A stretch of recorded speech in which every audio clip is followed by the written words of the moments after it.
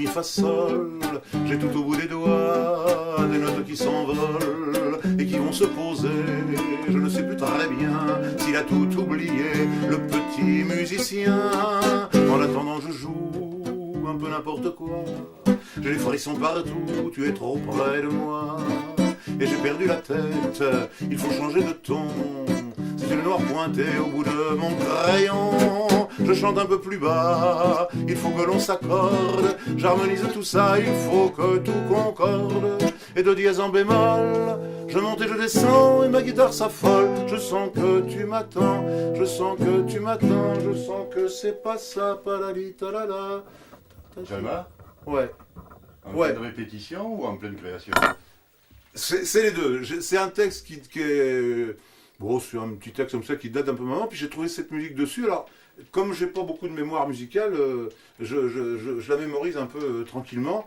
Et puis après, là, tu vois, j'ai un petit mini studio. J'ai mes enregistrements, un petit lecteur de cassette, etc. Puis j'enregistre ça parce qu'après, j'oublie facilement.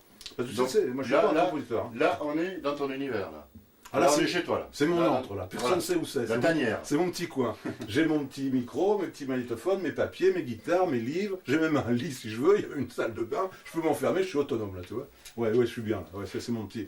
Et il faut que je sois tout seul pour trouver mes petits machins. Faut pas qu'on m'entende. Et voilà, je suis là, quoi. Alors, Jalma. Jalma, ça sonne comme un pseudo, mais en fait, c'est ton vrai prénom. C'est Il vient d'où? C'est mon deuxième prénom. Didier Jalma Georges. C'est le prénom de mon père et c'était le prénom de son papa, c'est mon grand-papa à moi. Je suis Jalma numéro 3. Hein. Mon papa n'a pas connu son père, donc forcément j'ai pas connu mon grand-père. Et alors c'est un nom d'Europe centrale. Alors on m'a souvent posé la question évidemment. J'ai trouvé ça dans un dictionnaire de sanskrit, ça veut dire homme dans le sens d'humanité. Mais j'avais d'abord cherché dans un dictionnaire portugais parce que j'avais trouvé un Jalma Santos. Et maintenant que j'ai l'internet, parce que je suis devenu intelligent, je sais m'en servir, j'ai tapé Jalma en me disant il n'y en a qu'un seul au monde évidemment. Oh, j'étais déçu, il y en a 3650. Donc tant pis.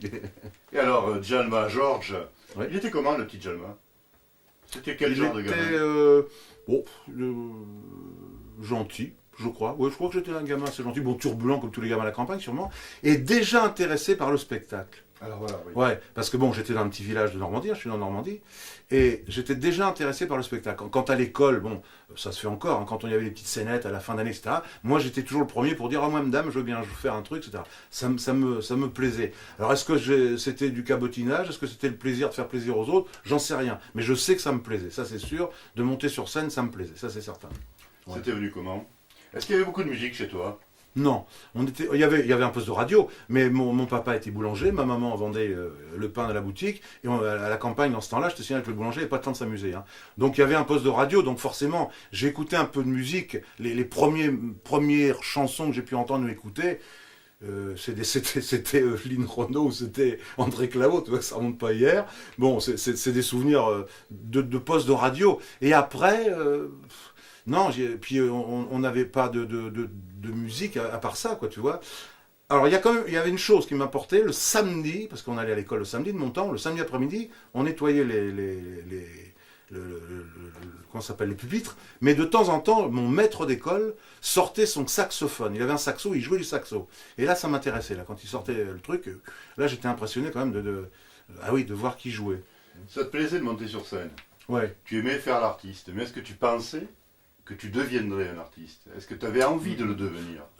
Je sais pas trop, à cet âge-là, tu sais pas trop. J'aimais le cirque beaucoup. De temps en temps, là, dans mon petit village, hein, j'ai passé les 14 premières années de ma vie dans un petit village, de temps en temps, il y avait un cirque qui s'installait. Et j'aimais beaucoup le cirque, les numéros de cirque. Alors, c'était des petits numéros modestes, hein, mais le clown, alors je sais pas, il y avait une chef qui devait monter sur une chaise, un truc comme ça. Mais ça me plaisait, quoi. Puis de voir, ils vivaient dans les roulottes, puis ils repartaient. Puis ils n'étaient pas habillés comme moi, tu vois, il y avait un côté un peu mystérieux. C'est les comédiens, la chanson d'Aznavour. Hein. Ouais, j'étais intéressé par ça c'est vrai, ça me plaisait. Et mes copines aussi. J'ai une petite copine d'enfance qui est morte maintenant, malheureusement. Je montais sur le fournil de la boulangerie, je mettais devant moi des chaises, et ma copine en face, et puis les petits nounours. J'ai mon nounours d'enfance, il est ici, hein, dans cette pièce. Hein. Je te le ferai voir si tu veux, il est dans cette pièce. Et on mettait les nounours sous les baigneurs, et je montais sur le pétrin, et je faisais le spectacle pour les nounours et ma petite copine Ginette.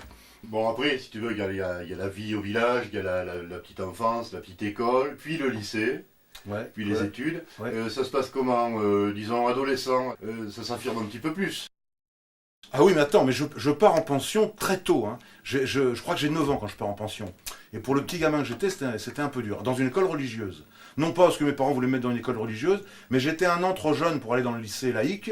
Et puis la première année, j'ai bien travaillé dans cette école religieuse, donc mes parents ont dit, bon, il reste là. Et je suis resté 7 ans dans cette école religieuse, et 7 ans pensionnaire, c'est un peu long. Alors, j'ai en même temps des mauvais souvenirs et des bons souvenirs, parce que le peu que je sais dans ma vie, bon, je l'ai appris là aussi, pas, bon, même si de temps en temps j'envoie quelques coups de gris vers cette période, faut pas que je le regrette, quoi. Donc oui, donc ça m'a ouvert quand même sur plein de choses, où j'ai découvert un petit peu la lecture, la littérature, plus un prof d'anglais qui a sorti aussi sa guitare et qui jouait du Brassens. Bon, tout ça, ça a fait que ça a continué un peu dans la mouvance de la chanson, quoi, un peu. Ouais. Est-ce que tu écrivais à cet âge-là? Ah oui. Alors, tu écrivais quoi? je sais pas. J'ai retrouvé quelques trucs. Dans mon premier livre de lecture, là j'ai 7 ans peut-être, hein, 8 ans, je me souviens plus quel âge j'en ai, il y avait un petit poème de Richepin, je sais plus le petit âne, je me souviens plus comment c'était. Alors je savais pas ce que c'était la poésie, mais j'avais compris que sur la page, c'était pas écrit comme le reste, ça allait pas jusqu'au bout. Alors j'avais pas compris qu'il y avait des vers ou des pieds. Et donc je m'amusais à écrire sur un bout de papier, je sais pas ce que j'écrivais, n'importe quoi, mais j'allais pas au bout pour faire comme si je faisais de la poésie. Sinon, à partir de quel moment tu as commencé à écrire, même si tu n'avais pas l'intention de le chanter publiquement Ouais. et tout et tout? Oui, alors c'est très précis. Les premières fois, je suis monté sur scène d'abord. Je disais les sketchs de Raymond DeVos. J'avais des copains qui avaient un groupe, comme c'était à l'époque, yéyé, un peu machin. On passait dans les cinémas, et pendant qu'ils faisaient la quête, je disais les sketchs de DeVos. Les premières chansons écrites d'Jalma, ce sont des pastiches. Je prenais une chanson, notamment une chanson de Brel, et j'écrivais des trucs... enfin, qui se voulaient comiques, ça devait pas l'être surtout, mais donc je faisais des pastiches un peu. Et après, là, j'ai commencé, parce qu'après, j'ai commencé à découvrir et à écouter Brassens, Brel, Ferré un petit peu plus tard, etc. Et là, j'ai Aznavour ou des choses comme ça. Et là, j'ai commencé à écrire des petites choses toutes simples, alors très naïves. Hein, c'est je t'aime, tu m'aimes toujours, etc. Bon, j'ai dans un disque pratiquement les toutes premières chansons de Jalma. Et là, tu avais quel âge? Oh là, j'avais 14 ans, ou quelque chose comme ça. Ouais. 14-15 ans, ouais. Ouais, les toutes premières chansons, j'avais 14-15 ans. Ouais. Et après, il y a eu un événement important, c'est que mes parents ont quitté le petit village d'enfance, mon petit village d'enfance, pour aller à Rouen, justement, donc une grande ville pour moi. Grande ville, hein. Et là, ça a été un basculement pour moi, parce que d'abord, j'ai découvert une grande ville avec les cinémas, les théâtres, etc. Et puis, j'ai tout de suite fait de la figuration dans le théâtre opéra à Rouen, et j'ai pratiquement tout de suite, été engagé dans un bar de nuit où j'ai gratté la guitare. Avec mes premières chansons, quasiment. Hein. J'étais gamin, j'étais gamin. J'avais pas encore 18 ans, parce que je me revois y aller en mobilette avec la guitare sur le porte-bagages. Donc j'avais pas 18 ans, j'avais pas encore de voiture. Et là, ça a été les premiers vrais débuts, entre guillemets. Et c'est justement dans ces bars de Rouen, dans un de ces bars de Rouen, que finalement ta carrière va se décider aussi, puisque c'est là que tu vas faire des rencontres. Ah oui, oui. Des rencontres qui vont compter dans ta Ouais. vie. D'abord, la première, c'est avec un chanteur, auteur-compositeur de Rouen qui s'appelle toujours, mais je l'ai jamais revu, Michel Bazir, qui a compté pour moi, parce qu'il écrivait, c'était un type formidable. Et lui, c'était un vieux pour moi, il devait avoir 28 ans ou 30 ans, et je l'écoutais comme un maître. Hein. Ça avait vraiment été le premier. Et puis, pendant les événements de 68, puisqu'il faut en revenir, tu t'en rappelles sûrement, il y a eu des grèves à l'ORTF, et il y avait plein de galas dans toutes les villes pour expliquer un peu ce qui se passait.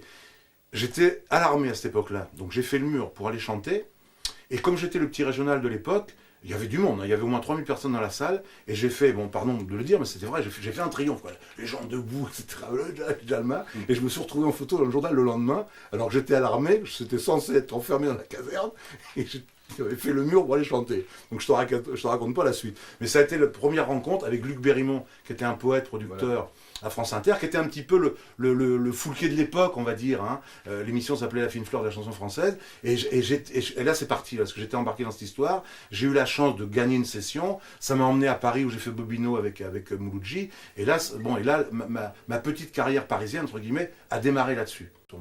Alors de ces artistes que tu as rencontrés, puisque là ça démarre, tu vas rencontrer beaucoup de monde, beaucoup de gens. Tu vas à Paris, oui. Tu vas faire des concerts avec des gens connus et ouais, reconnus. Ouais. Quels sont-ils déjà? Et puis parmi ces gens, je suppose, te connaissant, que tu as lié des amitiés très profondes avec certains. Ouais, mais je suis toujours, même si ça se voit pas, mes gens me connaissent bien, le savent, très timide, alors c'est pas facile. Mais c'est vrai que j'ai eu la chance de rencontrer, parce qu'il y avait encore les premières parties, comme on appelait à l'époque. Hein. Alors c'est vrai que j'ai chanté avec Félix Leclerc, qui était on a mangé ensemble, c'est un type formidable. J'ai chanté avec Escudero, j'ai chanté avec Mouloudji, j'ai chanté avec Nougaro, bon, des gens comme ça que j'ai rencontrés, avec qui j'ai sympathisé, mais j'allais dire le soir du concert, parce que j'ai jamais trop su, moi. Mais j'ai aussi rencontré des personnes complètement à l'opposé, j'allais dire, de mon univers musical, même si ça a été plus récent, pas forcément au début, mais moi j'ai fait la première partie de Dave, par exemple, une fois. Bon, Dave, c'est un artiste de grande qualité, qui a plein de talent, qui est un artiste gentil. J'ai fait une fois la première partie d'Antoine, à l'époque où il avait plus la chemise à fleurs, il était en smoking. Et bon, c'est pareil, c'est un très bon souvenir également. Bon, des personnes complètement à l'envers de mon univers, mais où il y a aussi quelque chose, parce que je pense qu'avec les personnes qu'on rencontre, même s'ils sont un peu à l'opposé, on s'enrichit forcément aux rencontres qu'on peut faire. Bon. Et puis à Paris, des personnes qu'on connaît moins maintenant, mais des comédiennes comme Marie Marquet, des gens comme Franck Fernandel, des comédiens comme Pierre Brasseur, Michel Simon, que j'ai eu la chance de rencontrer, mais comme ça, je ne veux pas dire que j'étais ami avec eux, loin de là, mais on s'est croisés 2 ou 3 fois, et bon, ça me faisait plaisir que dans un cabaret, après on vient de me dire un petit compliment, ben, ça me faisait forcément plaisir, on ne va pas dire le contraire. Ouais. Alors, tu parles de Paris, ça veut dire que la Fine Fleur, ça a été un tremplin pour justement se décider à partir de la capitale. Ouais. D'abord, j'ai fait mon service militaire, comme tout le monde, hein, bien sûr. Et donc après, je suis parti quasiment dans la foulée à Paris. Je suis arrivé à Paris fin 69, en fait. Hein. Et oui, et de fin 69 à février 89, je suis resté à Paris tout le temps. Et je peux dire que je venais quand même un peu, je prenais un peu quand même quelques temps de vacances. Mais je peux dire que de cette date, fin 69, février 89, je peux dire que j'ai chanté tous les jours, tous les soirs. Et donc après, j'étais obligé de faire d'autres choses, mais qui sont restées quand même toujours dans la famille. Hein. J'ai fait de la télé, de la télé, tu le sais, des choses comme ça, et ça m'a permis toujours d'avoir une guitare, comme je le fais en ce moment, et de pouvoir quand même continuer, malgré tout, à vivre parce que c'est ma passion, de chanter, et tant que je pourrais monter sur une scène, et tant que j'aurai un peu de voix, je chanterai, même si c'est devant 10 personnes et 3 fois par an, quoi. De chanter et puis peut-être de partager beaucoup aussi, puisque tu l'as dit, la radio, la télé, c'est aussi du partage. Ouais. C'est la rencontre des gens, c'est échanger. C'est échanger. Et je crois quand j'ai fait de la radio, de l'animation radio, quand j'ai fait de l'animation télé, je crois que j'ai toujours fait ça comme si je faisais du spectacle. C'est-à-dire, l'échange, comme tu dis. Essayer d'aller vers l'autre, parce que quand tu es sur scène, il faut que tu ailles vers... Quand je dis l'autre, c'est le public qui est devant toi, parce que bon, il faut se faire plaisir, certes, mais si tu n'amènes pas du plaisir à celui qui est en face, c'est pas la peine non plus. Hein. Communion, c'est un grand mot, mais il faut qu'il se passe quelque chose, parce que sinon c'est pas marrant, quoi. Est-ce que tu as rencontré le presque frère, quelqu'un avec qui tu as pu te lier d'une amitié énorme, c'est-à-dire quelqu'un qui a énormément compté pour toi? Ouais, mais c'est des gens qui sont pas connus, quoi. Je veux dire, j'ai un ami très très cher à Paris que je vois régulièrement, qui s'appelle Gérard, il se prénomme Gérard, qui est un chanteur. Qui joue du saxo, qui est un musicien, et c'est vrai que ça a été une rencontre importante, et aussi, parce que ça, j'aime beaucoup la cité, je pense, d'une femme qui s'appelle Françoise, qui est une femme. Alors, l'amitié entre hommes et femmes, c'est pas facile, hein. Et donc là, c'est pour ça que je cite souvent ça. Je l'ai connue quand le premier cabaret que j'ai fait à Paris, elle était là. Et pendant toute cette période, je suis resté très longtemps dans ce cabaret, elle était là. Ensuite, elle a acheté un restaurant cabaret qu'elle a dirigé, et j'ai chanté dans ce cabaret. Et quasiment mes 20 ans de Paris, j'ai été toutes les soirées avec cette femme-là, et c'est une femme qui a énormément compté dans ma vie. J'ai connu ses amours, elle a connu les miennes, on a pleuré, on a ri, et ça, c'est des rencontres importantes. Alors, il y a des gens connus que j'ai rencontrés, mais avec qui j'ai pas lié forcément, je me suis pas lié d'amitié, parce que je sais pas le faire, quoi. J'avais toujours peur qu'on me pense, ah oui, tu veux me retéléphoner 3 fois par jour parce que tu as envie de passer dans mon émission, etc. Bon, on parle de José Arthur, par exemple, on parlait de radio, et c'est un animateur qui sévit toujours malgré son âge un peu avancé, bon, qui est un type formidable, qui m'a reçu plusieurs fois dans ses émissions de Pop Club, qui m'a reçu chez lui, on a fait un bouquin ensemble il y a très longtemps, en 78. Bon, il a compté pour moi, mais j'ai jamais su aller trop vers lui parce que je sais pas trop le faire, ça non plus. Alors tu parlais de Françoise, qui en dehors de Jalmine, qui elle est ta vraie sœur. Françoise, c'était ta grande sœur aussi, quelque part. Je dis pas ma grande sœur, mais toujours ma petite sœur. Voilà, ta petite sœur. Et tu parlais de ses amours, ça nous amène peut-être à parler de Fanon. Ah ben oui, parce qu'elle a vécu les dernières années de Maurice Fanon, qui a été, bon, il y a des gens qui ne savent pas qui c'est, mais Fanon, ça a été un grand auteur-compositeur, qui a écrit L'écharpe, qui a écrit La Petite Juive, qui a écrit Jean-Marie de Pantin, qui a écrit des chansons pour Gréco, pour Jodassin, pour Jean Guidoni, pour Catherine Sauvage, pour Mylène Marcory. Bon, ça a été quelqu'un important, et ça a été le compagnon de Françoise, et quand Fanon est mort, en 91, il était toujours avec Françoise. C'est vrai que ça a été une rencontre formidable parce que, oui, là, on peut dire qu'on a fréré, comme dirait, on était frères, comme disait Brel dans une de ses chansons, parce qu'on a souvent chanté ensemble. Et les 3 dernières tournées de Maurice, je faisais ses premières parties. Donc c'est vrai que ça a été un personnage qui comptait. Et Fanon, quand on le connaissait, il comptait forcément parce qu'il prenait de la place, le bonhomme. Hein. Attention. Alors, Jalma, si tu veux bien, j'aimerais que tu nous parles un petit peu de tes textes, de ta façon d'écrire. Parce que tes textes, c'est toi, quoi. Ouais. Hein, c'est ce qui transparaît de toi à travers l'écriture. Alors, dans tes textes, c'est l'amour. L'amour est omniprésent dans tes textes. Le voyage aussi. Ouais. Un air de voyage. Et le passé. Et le passé. Et alors, justement, ces textes-là me font penser à moi à une éternelle recherche de soi. Alors, mais tu as tout à fait raison. Je suis un passiste maladif. Hein, ça, on le sait, ça m'a joué des tours dans la vie. Je me suis jamais projeté dans l'avenir. Et ça vient, on l'a évoqué tout à l'heure, j'ai quitté mon village d'enfance. Tu sais, j'ai une chanson où je dis en Normandie, je recommencerai ma vie ou je finirai ma vie. Je me rappelle plus tout. Je la chante à chaque fois, je ne sais même plus le texte. Quand j'ai quitté mon village d'enfance, j'avais 14 ans. Et c'est vrai que je suis parti en me disant, c'est pas fini. L'homme, le garçon, le jeune homme, la parenthèse, c'est le service militaire, bon, puis après on part dans la vie comme ça. Et donc, si tu veux, avec les copains, les sorties, les petits flirts, les premières amours, patati patata, il y a quelque chose, j'ai un manque, si tu veux, de ça, je le sais. Bon, et quand je parle de mon village d'enfance, l'odeur de Gabriel, la pompe à essence au mur du château, j'y suis tout le temps, parce que bon, j'ai une photo de mon village d'enfance devant moi tout le temps, c'est pas par hasard, parce qu'il y a un manque. Alors c'est vrai que dans mes chansons, ça se ressent, dans toutes mes chansons, quelque part, il y a ça, si on cherche. Et je pense que ce côté passé, je ne suis pas une journée sans dire quand j'étais petit ou sans évoquer un souvenir d'enfance. Je te dis, c'est dramatique, il faudrait me faire soigner, sans doute, c'est catastrophique. Et c'est vrai que ça se ressent dans mes chansons. Tout à fait, ouais. Bon, parce que si tu as remarqué, mes chansons, bon, je ne sais pas comment je les écris exactement, parce qu'on ne sait jamais trop. Mais si tu as remarqué, mes chansons racontent très rarement d'histoire. Mes chansons, c'est plutôt des moments... On peut changer les couplets de l'ordre. C'est plutôt des moments de ressenti, de joie, de tristesse. Ouais, c'est ça souvent, mes chansons. Et souvent, il y a effectivement il y a de l'enfance, du passé, ça c'est sûr. Et ces chansons, dans certaines de ces chansons, où tu tutoies, tu parles à quelqu'un, est-ce que tu te parles pas toi-même en fait? Tu as remarqué, c'est je et tu souvent. Oui, mais ça c'est souvent que je le fais. Et est-ce que tu te parles pas toi-même? Oui, forcément. Oui, mais ça je le sais que j'utilise assez souvent. J'utilise souvent ça, et très souvent le verbe que j'utilise le plus dans mes chansons. Alors c'est Joseph Moalik, qui est quelqu'un aussi qui a compté énormément pour moi, et qui compte toujours, qui a écrit un bouquin sur moi il y a quelques années. Il l'avait remarqué, j'utilise souvent le verbe inventer ou réinventer. Très souvent. Il vient souvent sous ma plume. Ça, inventer ou réinventer. Et je sais que je parle de moi en disant ça. Ça, c'est certain. Oui. Il y a un truc que je cite souvent, alors ça fait un peu intello quand je dis ça, parce que je ne suis pas intellectuel, mais c'est Aragon qui disait ça. Il parlait du mentir vrai. Bon, alors c'est vrai que dans une chanson, tu peux pas dire tout le temps la vérité, parce que d'abord, ça embêterait sûrement les gens, puis tu te mettrais complètement à poil. Donc c'est vrai que dans mes chansons, des fois, quand je triche, je mets ça entre guillemets, je change, je fais des petits détours, mais forcément que c'est moi, partout, forcément. Alors, les joies, on a tous des petites parts d'ombre, des secrets, des petites blessures ou des grandes blessures, et on a fait avec les rencontres, les amitiés, les amours, les femmes qu'on a pu rencontrer, les hommes, etc. On a fait avec, comme on dit. Une vie est faite de ça. Alors, Jalma l'amant, les femmes. Jalma et les femmes. Alors Jalma l'amant et Jalma l'ami. Comme ça, on va parler des femmes et des amis. J'ai beaucoup d'amis femmes. Mes amis femmes, faut que je les aime amoureusement. Là, tu biaises. Non, je biaise pas. Je biaise pas. Mais mon rapport aux femmes ou avec les femmes, je te dis, bon, quand je regarde des photos de moi quand j'avais 15-16 ans, je suis pas plus moche qu'un autre. Hein. Mais j'étais complexé, je sais pas pourquoi, et de tout temps, j'étais complexé par mon physique, par mon allure, et j'étais très timide. Très timide, mais j'avais une chance terrible. C'est que ma grand-mère, quand j'étais gamin, et après mon grand-père, parce qu'elle est morte assez jeune, ma grand-mère, elle avait un bistrot et il y avait une petite salle de bal, comme c'était souvent le cas.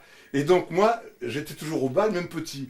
Et donc les filles les copines savaient que j'étais le gamin de la maison là. Donc alors on ne disait pas draguer à cette époque-là, mais on venait vers moi parce qu'on me disait tiens on va peut-être me faire entrer dans le bal, on va peut-être me payer un verre de limonade. Donc c'était plus facile pour moi. C'était un atout. C'était un atout. Et très curieusement, quand j'ai commencé à avoir 13, 14, 15 ans, je faisais facilement 18 ans. Et quand je vois des images, c'est vrai. Et quand on revient au bal, j'allais plus facilement inviter des filles de 18 ans, donc de plus âgées que moi, quoi. Hein. Et ça a continué par la suite, parce que c'est vrai que j'étais amoureux quelquefois dans ma vie, et ça a toujours été des femmes plus âgées que moi, tout le temps. Tout le temps. Alors quand j'avais 18 ans et qu'elle avait 25, mais ça continue toujours. Par contre, dans tes chansons, quand tu parles de tes amours passés, de femmes que tu as connues, de femmes qui t'ont même initié au plaisir de la vie et tout, on sent énormément de respect et on voit à travers ton texte que les femmes que tu as aimées, tu les as vraiment aimées. Ah ouais, alors je vais peut-être m'envoyer des fleurs ou pas, mais je pense que je me suis jamais comporté comme un salopard avec les femmes. J'en suis persuadé. D'abord, j'ai jamais trompé aucune femme de ma vie, jamais. C'est-à-dire que les femmes, quand j'étais avec une femme que j'aimais, j'ai jamais été voir ailleurs. Et je peux te dire qu'avec le boulot que je faisais, les cabarets, etc., c'était facile. Parce que là, t'as pas besoin d'être beau, tu peux être le plus moche quand t'es un peu sous les projecteurs, c'est plus facile un regard, et puis si tu veux, tu rentres le soir. Je te donne ma parole que c'est vrai. Et j'ai toujours été, j'ai un grand respect pour les femmes et les quelques femmes, alors je ne vais pas passer pour un Don Juan, il n'y a pas une liste, hein, mais les quelques femmes que j'ai aimées, il y en a certaines que j'ai pu revoir ou que j'ai eu au téléphone ou je ne sais pas quoi, j'ai toujours un grand, comment dire, il y a toujours des sentiments. Tu sais, je dis tout le temps, alors c'est un peu naïf le truc, mais je disais toujours, on peut changer d'endroit ou changer de pays, quand on aime une fois, on aime pour la vie. Et je pense que quand on a aimé, ça ne veut pas dire pour ça qu'on aime à chaque fois la même femme, mais l'amour, c'est des petits tiroirs. Quand on n'aime plus quelqu'un, on n'arrache plus l'amour pour le donner à quelqu'un d'autre. C'est plus le même.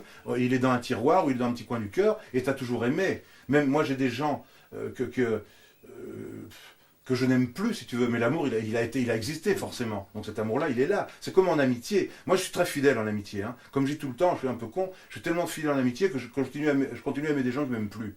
Bon, ça je l'ai dit souvent ça, mais parce que je suis comme ça, je ne me changerai pas, parce que j'aime les gens, ça c'est sûr, je ne me balance pas des fleurs en disant ça, mais j'aime aller vers les autres, y compris des fois des gens qui sont à l'opposé de moi, parce qu'on s'enrichit toujours de ça. Et j'essaie d'être gentil, c'est-à-dire de ne pas faire de mal, je suis toujours... Alors des fois ça passe, on dit mais attends, mais t'es hypocrite, ou tu te caches derrière un truc, ou tu fais semblant, tu te mets un masque, non, toujours j'aime pas être méchant, ou gratuitement, ou c'est pas trop mon truc. Par contre, tu te définis toi-même d'ailleurs, en amitié, comme étant assez possessif. Ouais. L'étais-tu en amour aussi?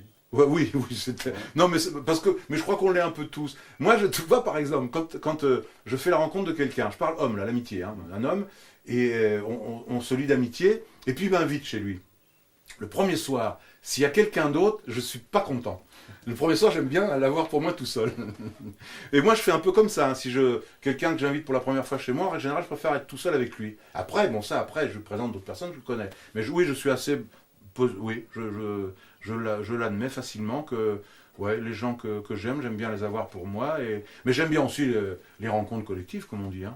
Ouais. Et puis aussi, parce qu'il y a des fois des trucs qui ne me plaisent pas en amitié, c'est que je dis tout le temps, moi, que les amis de mes amis ne sont pas forcément mes amis, et les ennemis de mes amis ne sont pas forcément mes ennemis. Ah bon, moi je sais que j'ai eu des amitiés qui sont cassées à cause de ça, parce que j'avais pas les mêmes amis qu'eux ou les mêmes ennemis. Ah non, je trouve que c'est ridicule. Moi j'aime un tel, et toi t'aimes un tel, et on se connaît pas forcément. Première trahison de celui qui t'embrasse à l'ombre des maisons où dorment les rapaces. La première anonyme en lettres déchirées, c'est un salaud qui frime avant de se moucher. Je n'oublie rien. Rien. Je te connais et je sais que ta vie, tu l'as dans des cartons, ta vie. Tu l'as dans des cartons, un peu comme des valises, comme si... Mais des valises prêtes. Mais tu as essayé d'aller voir plus loin, même, tu vois. Mais oui, mais c'est marrant que tu me dises ça, parce que j'ai un brouillon de chanson, mais j'arrive pas à le finir, qui dit ça. Je trimballe ma vie dans des cartons, dans mes cartons il y a des chansons. Ouais. Bon, et c'est vrai que j'ai toujours eu des cartons, parce que je déménageais souvent, et je garde tout. Je garde tout. Bon. Christiane, ma compagne, quand elle voit les cartons arriver, elle se cache parce qu'elle me dit qu'est-ce qui se passe. Je garde tout et je suis content parce que des fois je retrouve des trucs et je suis content de les retrouver. Je retrouve des vieux brouillons, je retrouve n'importe quoi, des vêtements, et je garde tout. Et c'est vrai que j'ai plein de cartons et à chaque fois que j'ai déménagé, je n'ai pas déménagé beaucoup de fois dans ma vie, mais quelques fois, j'ai embarqué mes cartons avec moi. Quoi. Effectivement, avec des cartons en plus. Oui, avec des cartons en plus forcément, parce que je rajoute à chaque fois. Quoi. Et effectivement, je trimballe ma vie dans les cartons. Quoi. Mais je retrouve des trucs. J'ai retrouvé plein de choses, des petites lettres d'amour quand j'en avais 15 ans, une copine qui m'écrivait. C'est adorable de retrouver ça, quoi, parce qu'on découvre l'amitié, l'amour, les vrais sentiments, bon, c'est formidable. Quoi. Oui, j'ai beaucoup de cartons dans ma vie, ça c'est sûr. Ce qui fait pas mal non plus dans ta vie, c'est Coco Briaval. Ah, Coco Briaval. Eh bien oui, parce que c'est quand même ce qui compte dans les spectacles en ce moment et dans le disque que j'ai fait et ce qu'on est en train de faire en ce moment. Coco Briaval, c'est une rencontre très curieuse parce que voilà, on s'est connus en 79 à la foire de Cholet. Ils jouaient, faisaient leur concert de jazz et moi je chantais à la guitare. Hein. Et on a sympathisé d'abord tout de suite, parce que humainement on a sympathisé tout de suite. Et on était à l'opposé, ils font du jazz manouche, à la Django Reinhardt. Moi je fais de la chanson française traditionnelle, ce qu'on appelle la chanson rive gauche, etc. Un peu comme ça là. Et on a sympathisé, et je ne sais pas comment c'est venu, je suis incapable de te dire comment c'est venu, parce que j'en ai parlé avec Coco encore il n'y a pas longtemps. Le déclic, je ne sais pas comment il est venu. On s'est retrouvés un jour en studio d'enregistrement pour faire un disque en 81, je crois, si mes souvenirs sont bons. Et pendant 3 ans ou 4 ans, on a fait des concerts, comme on l'a fait, comme on le fait, la Jalma en première partie, eux en deuxième partie. Comment c'est venu, j'en sais rien. On est à l'opposé complètement, et cette rencontre a fonctionné entre mes chansons complètement classiques dans le style rive gauche et leur musique qui s'accorde. Alors ils m'accompagnent pas en jazz, bien sûr, mais comme ils ont ce son manouche, forcément, ça donne un petit côté... Et puis, je te dis, humainement, c'est des gars exceptionnels. Quoi. Bon, Puis tu dis manouche, mais c'est aussi cette ressemblance que tu peux avoir avec eux. C'est le voyage, les chevaux. Ouais. Ah, les chevaux, menant les roulottes. Oui, les chevaux, les roulottes. Oui, ouais. Qui reviennent très souvent aussi dans tes textes. Hein, mais ça, c'est l'enfance qui revient, parce que mon grand-père était maréchal ferrant. Et c'est vrai que je passais toutes mes vacances chez mes grands-parents, et que j'ai vu beaucoup de chevaux dans mon enfance, parce que moi, quand j'étais gamin, hein, bon, privilège de l'âge, comme dit l'autre, il n'y avait pas encore les tracteurs, ou très peu, tu vois. Donc j'ai vu beaucoup de chevaux. Mon oncle vendait des chevaux, et les voyages, et oui, ça évoque les voyages. Tu as écrit sur les manouches. Oui, j'ai écrit, quand j'ai rencontré les Briaval, j'ai rencontré beaucoup de gens du voyage, beaucoup. Et effectivement, il y a le disque qu'on avait fait en 81, bon, il y a quelques chansons, je vais dire, traditionnelles à la Jalma, mais c'est vrai que j'ai écrit plusieurs chansons qui parlent des gens du voyage. Bon, et j'étais content parce que j'ai été cautionné, entre guillemets, par... à l'époque, le président de la Fédération de Zigane de France, qui s'appelait Dany Petto-Manso, qui m'avait fait un bel article dans le journal de Zigane, et j'étais heureux parce que bon, j'avais pas trahi, quoi, le truc, quoi, hein, j'avais vraiment... bon, il était content, quoi, et ça m'a fait vraiment plaisir, quoi. Et c'est vrai que le voyage m'a toujours intéressé. Alors, je suis pas un grand voyageur, hein, j'ai jamais fait beaucoup de voyages, mais les voyages dans la tête, on peut les faire aussi. Hein. Ouais, oui. Le voyage, c'est l'évasion... alors soit parce que tu veux fuir quelque chose, ou soit parce que tu veux aller rencontrer d'autres personnes également. Ça aussi, ça fait partie des rencontres. Donc voilà, une rencontre heureuse avec Coco Briaval. Qui dure depuis longtemps, qui est toujours une amitié formidable, et où il n'y a jamais eu de contraintes. Bon, quand je les appelle moi, pour leur dire qu'on a un spectacle, et la première question qu'ils me posent, et c'est la seule, il me fait c'est où ?